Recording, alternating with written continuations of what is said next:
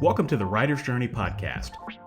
I'm Michael Laran, a science fiction and fantasy author on a journey to go from nobody to bestseller, and I'm documenting every step of the way. Tune in every week as I pull back the curtain on my writing life and how I'm building a writing career while working a full-time job, raising a family, and attending law school classes in the evenings. You can find show notes for this week's episode, a free starter library of my fiction, and much more at michaellaran.com. Hello and welcome to episode 109. 109 is a good number, and I titled the title of this episode, Momentum in the Darkest of Times. And that's because I have started to regain some momentum after a pretty tough month last month. And we are coming up on what we think is the apex of the coronavirus epidemic here in the United States, certainly in New York, and here in Iowa, we're projected to hit it here at the end of the month. And it's some pretty scary stuff, but I've tried to take my mind off of it, tried to focus less on the news and more on being some kind of productive.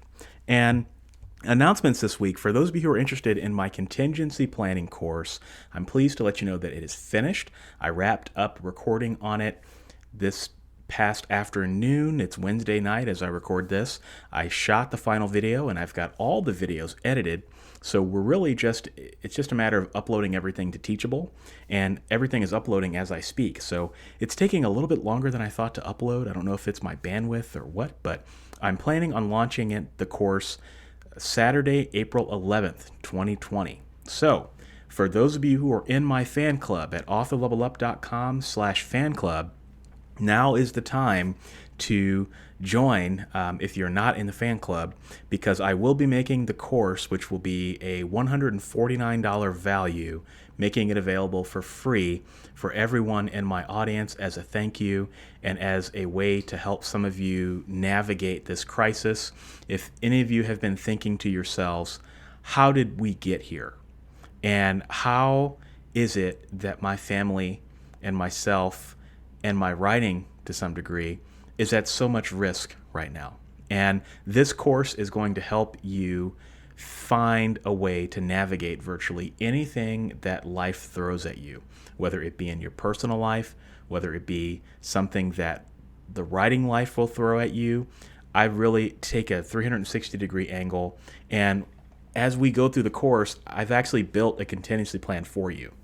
And you basically can use this and customize it to your own liking. So essentially, I've done a lot of the heavy lifting for you. It's I think pretty practical, pretty cool. And the name of the course is called Writing in Hard Times, because there's any number of hard times that can hit you as a writer. For example, if your house burns down, you're probably not going to be doing a whole lot of writing unless you were prepared.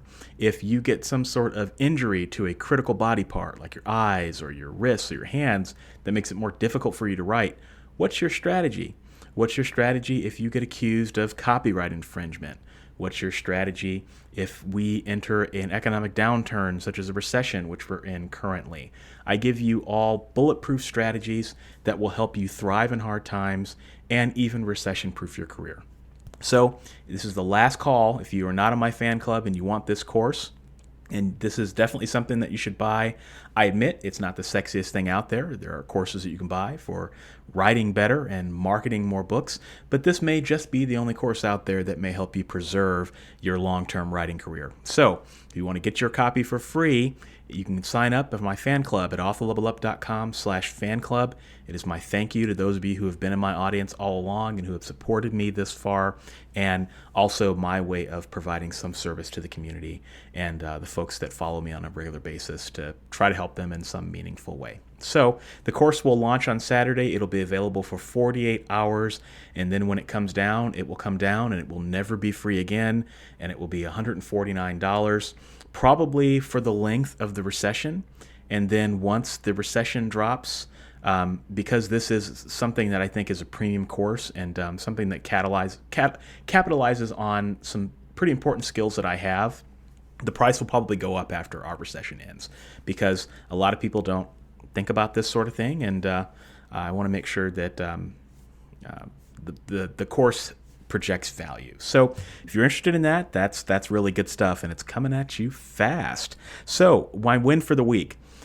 I finished the Writing in Hard Times course. That was my win for the week. In fact, I really didn't do much else between the time I recorded this last episode and now, because I was so focused on planning the material, getting all that written. It took me about a week, and then shooting everything, which took me about 4 to 5 days. And I shot, I think it was about 40 videos in 3 to 4 days, which is kind of insane if I really think about it. I've never shot that many videos in such a short amount of time, and it was definitely a tour de force. There were some days where I sat down and recorded 10 videos in one sitting. Took some breaks, of course, but that was my win for the week. And yeah, I'm just really, really happy with that. And it definitely took my mind off all the things that are going on in the world right now, and I was really grateful for that. And as I've been saying on my channels for a while, writing is a great coping mechanism, right? So like, I just think about all the people that weren't prepared for this crisis and are going to leave this crisis with addictions that they maybe didn't have going into it. And I think about writing and how it is the healthiest addiction you can have. Well, let me clarify that. It's the healthiest addiction you can have if you want it to be. Certainly, there's sometimes when I write a lot and I forget to eat. That's not healthy, but I imagine for most of you, you don't have that problem. So that's my win for the week. My lesson learned is that I have found that I can now create a practical premium course in 2 weeks versus 2 months compared to my last course. So my last course, Right to Market, was a great course. I enjoyed it. It taught me everything I know about building online courses, and I wouldn't trade that experience for the world, but it did take me away from my YouTube channel, and it hurt my productivity for a time. And so I said to myself, I'm never going to do another course again unless I can make sure that it won't interrupt my content schedule. And I kept that promise to myself. And so that's, you don't know what you can do until you set a goal and you focus on it. So I don't know what the next course I'll do will be. I don't know if it'll be anytime soon. I'm not one that's just putting together courses just to do it. I think there has to be some meaning for me, and there needs to be some value. Otherwise, that's just not kosher for me. So I learned that I could do more than I thought I could do, and I hope that all of you are finding ways to push your limits as well when it comes to your writing career. So what I wanted to talk about for the balance of the episode this week was something. I wanted to clarify something that I said last week that I hope people didn't take the wrong way. As I was listening to the episode last week, I had some thoughts, and I was like, there were some things I didn't say that I probably should have said that would have made the message a little bit better. And the message last week was, I asked you, are you sleepwalking through this crisis, or are you turning it into lemonade? And I was talking about how a crisis is a terrible time to waste, and how this is a true test of what we can ultimately accomplish. The stress in our lives has never been higher. The stakes in some cases have never been higher. And we have been called to the plate to demonstrate what we are truly made of in all areas of our life. Our family life, our writing, our jobs. We are being tested like we have never been tested before. At least that's what it feels like to me. But what I didn't want people to take away from that message is that if you are not accomplishing something during this crisis, that you're losing. All right.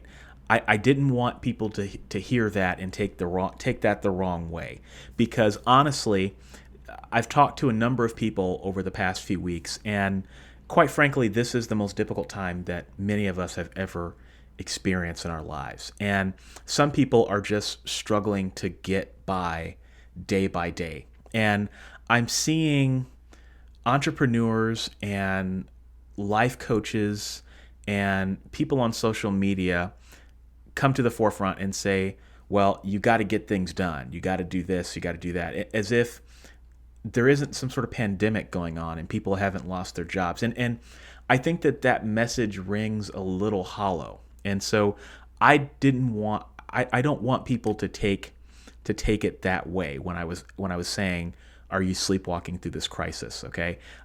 That's not my intent to put anybody down. And no one emailed me and said anything about it. I just heard it, the episode, and I was like, I was a little self-conscious and just wanted to make sure I clarified that. If you're struggling to get through day by day, every day that you get by, you're a winner, right? You're a winner in my book. I think all of us are winners. We're all going to get through this, and we're going to get through this together. But what I want to make sure that people understand is that this, as with all things, will pass. It will pass. All disasters come to an end. I talk about this in the course that I'm building. I spent the last 10 years of my life working in insurance, and every day I talked to people who were having the worst day of their lives. Their restaurant had just burned down. Someone slipped and fell on their property and was now suing them for $1 million. Catastrophic car accidents that they were at fault for, where, imagine driving a car and you accidentally kill someone, right? Just imagine that level of guilt, right? And the pressure that's bearing down on you in terms of criminal suits and all of that. I've talked to people whose dogs bit some kid's face off, right? And now they're worried about losing their home because they're going to get sued. I've talked to businesses that are pretty much were going to lose their business because they had such a catastrophic tornado that came through that destroyed them, and they can't afford to reopen. I have talked to people on their worst days. And as I've talked to those people, I learned a few things. And I think that I was a claims adjuster. It taught me, one, the benefit of knowing how to talk to people and how to relate to people. I think that's vitally important. I wouldn't trade that experience for the world. But it also taught me the and I'm lost for words here, the ability to see forward and to think ahead in a practical way. Because when you are in a crisis like we are now, it is very difficult to think clearly. And I know that this has been the case for me. It is very difficult to think clearly in a disaster. And the disaster, it forms this cataract over your mind's eye to the point where you can't see the next step. And maybe you can see the next step, but you can't see the step after that. And you're living day to day, and you're making choices day to day. And sometimes you're prepared for what happens, sometimes you're not prepared. And what I found is that as people progress through a crisis, there is a pattern in some ways. And it's almost like a pattern of grief, right? It's like the 7 stages of grief. There's anger, there's denial, there's acceptance, and everyone kind of moves through it at their own pace. But at the end, there is always that acceptance. There's always that moment where they realize, okay, I got to get through this.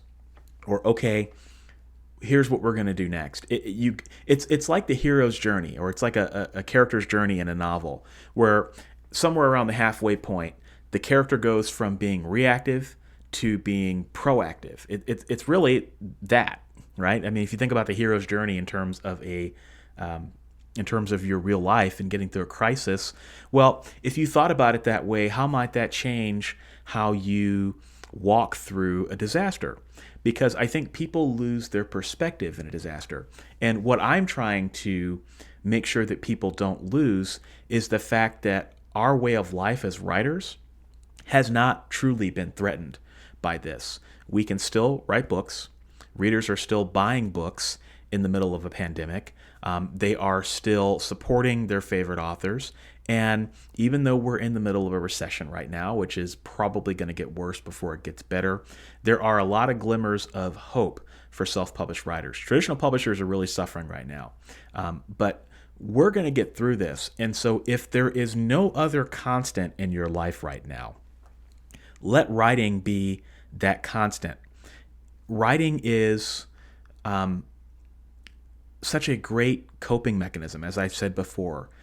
It is a healthy coping mechanism. And don't forget that in a disaster like this, even if you can't be as productive as you want to be, writing is, I think it's something that has certainly saved me, right? So I've talked a lot over the past few years about how writing has helped me wrestle with problems that I've had in my personal life. Like when I searched for my biological father and he didn't want anything to do with me, I really struggled with that. And I wrote books as a way to try to wrestle with those emotions that I was feeling. And in many respects, they were my therapy. And I am so grateful that I've had those experiences up until now, because I feel that it helped me stay even keeled in the midst of this disaster, even on my worst days. And so my message to folks is, don't lose your perspective. Just remember that when we start to come out of this crisis, and we will come out of this crisis, you're going to find yourself in a mood where you realize, okay, I'm going to move forward. I can do this. I'm ready to pick up the pieces. And all I'm suggesting is that you'll be better off if that day comes sooner than later, right? So it's not to minimize anybody's hard times, not to minimize the fact that you've got a lot of responsibilities right now. I know that I do. My biggest problem is trying to keep my daughter in the house. It's a struggle, but just don't lose sight of what's important. But we all have to do what we have to do. So I just wanted to share that message with folks, because I want people to know that you just got to keep hanging in there. If you feel like you can't move forward, just do the best you can. And even if you're struggling right now, there's going to be a day where you wake up and you're going to feel like $1,000,000. And I want that day for us and the people in my community to come sooner than everybody else's, because we can be prepared for this. And now that we can see what's potentially on the horizon, it's just time to start moving toward it. That's all I'm suggesting. So that's the first thing I wanted to talk about. The second thing I wanted to talk about was something that I saw on CNN that made me grin from ear to ear. So I had mentioned, I think it was on this show. It was either on this show or on my YouTube channel when I was talking about the coronavirus. I said that now is a really good time to be the author of a pandemic thriller. If you've written a pandemic thriller, this is your time. Now, I wouldn't go right to market and go write a pandemic thriller. That's a bad idea. But if you've written one in the past, oh boy, this is your time. And I came across a story and I almost missed it. It was like at the very bottom of the CNN page on, I think, Sunday. And it was about an author in, I believe, the UK. His name is Peter May. And this gentleman wrote a book about a pandemic and a world on lockdown. And he wrote this book, I think, around 2002, 2003, and he sent it to publishers, and publishers said he was crazy. They said that the book was unrealistic. They said that it would never happen. And so traditional publisher after traditional publisher turned him down. And now he's not so crazy. The guy's 68 years old, finally has gotten his time in the limelight. It was such a great article to read. It really made, I was smiling the rest of the day. It made my day. So happy for this guy, and definitely check it out and support him if you like thrillers. I'll include a link to it in the show notes, but it just confirms what I've been saying for a long time, and that is that our time is going to come at some point. Like, yes, you may have published a book today that won't do very well today, but maybe there is hope for that book, right? Like, if this guy can do it, anyone can do it, And so that just goes to show you, keep publishing books that you believe in. Keep talking about things that you believe in. I mean, hell, I talk about contingency planning for off and on for the last year. I never realized that it would be something that people really truly wanted in the middle of a pandemic. I didn't think that a pandemic would be the time when this became relevant, but now it is, and so I'm rising up to the moment. It's just a great message, especially in a time like this, and I just definitely support writers during this time, because if you write pandemics, this is your time, and I hope that all of you out there who have written books like this are killing it. So with that, don't forget that I'm launching the course, Writing in Hard Times, this weekend. Stay in touch with your inbox, because it's going to be a time-sensitive offer. Just want to make sure I remind everyone of that. And I hope everyone is healthy Hope everyone is well, and I will holler at you next week. Thanks for joining me this week. If you enjoyed this episode, you'll enjoy my backlist episodes at michaelaran.com/podcast. For your free starter library of my favorite novels, join my fan club by visiting michaelaran.com/fanclub. If you're a writer and want to connect with me further, check out my YouTube channel, Author Level Up, for helpful writing advice at authorlevelup.com. Thanks for listening, and I'll be back next week.